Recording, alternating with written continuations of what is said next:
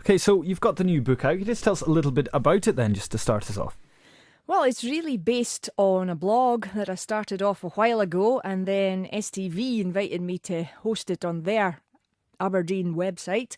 And then I approached a publisher in January with the idea of turning it into a book. And fortunately, that publisher, Black and White of Edinburgh, loved it, and it's now coming out this weekend. And it's quite a detailed work as well. What inspired you to take such a thorough look into the areas of Aberdeen that maybe people don't look at? Well, as I say, the blog represents parts of my tour scripts, so it's part of my business as well, sort of demonstrating the bits of history that have been forgotten, built over, or completely disappeared. And really, I'm trying to encourage people to obviously come on more tours and find out about their own area as well, because there's some more far-flung places that are in the book that don't appear on tours already. And there's so many fascinating little, as you say, forgotten bits of Aberdeen. I mean, in your research for the book and your research for the tours, what do you think is the most surprising thing you found out? Well, one of them was the Snow Kirk in Old Aberdeen. And again, that's something, I was a student at Aberdeen Uni from 91 to 95, and I was in third year before I discovered we had a medieval graveyard on the grounds of the halls of residence. And again, that's actually the first parish church of the university town, dating back to 1498. And it was levelled during the Covenanters' Wars, but the Catholic population kept burying their dead there, and so they reconsecrated it as a graveyard. And again, most students don't know that they are living next to the dead.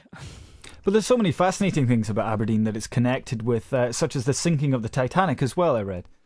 That's right. It's only very recently that they've discovered that the grave of Robert Hitchens, the steersman who was at the helm that night that the Titanic struck the iceberg, is actually buried in Aberdeen, because afterwards, he had quite a sad, disastrous life after that. It seemed to have blighted him, and he was on a cargo packet ship where he took ill and died just 2 miles off Aberdeen, and the body was recovered and buried in a nameless grave, really, but his descendant just discovered where he's buried, and I was able to see where she'd actually put up her temporary marker and tell his story.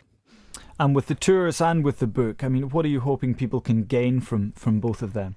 Well, certainly when I started, a lot of local people supported me by coming on the tours, because they seemed to be fascinated finding out about their own background, and also trying to attract visitors to Aberdeen to say it's not just the Central Belt that has history. Aberdeen's got an ancient history going back to the 12th century, and we've got plenty to offer. And so I would encourage folk to come and find out about that.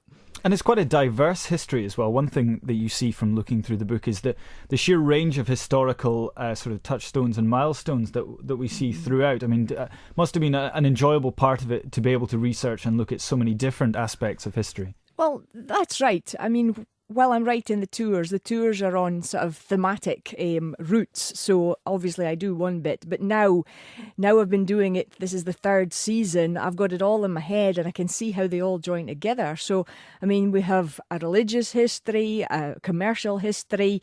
There's all sorts of stories. Then, of course, there's a more creepy history, like the stories of the body snatchers and those type of people. And as you say, the history is very different from that of the Central Belt by virtue of geographical location as well. I mean, due to where Aberdeen is in Scotland, do you think people in Aberdeen are more interested in their history and the links of the locations and places throughout the city and their historical significance? Well, I think so, because, I mean, a lot of people are aware that we had this huge fishing industry long before the oil came, and that, again, the fact that Aberdeen was patronised by royalty in medieval times. So we were vital in terms of the Scottish kings in the days when their authority didn't stretch very far, and they relied on coastal frontier towns like ours to protect their authority. So, I mean, it's not just Robert the Bruce, it's even before him that we were favoured by Scotland's kings for that reason.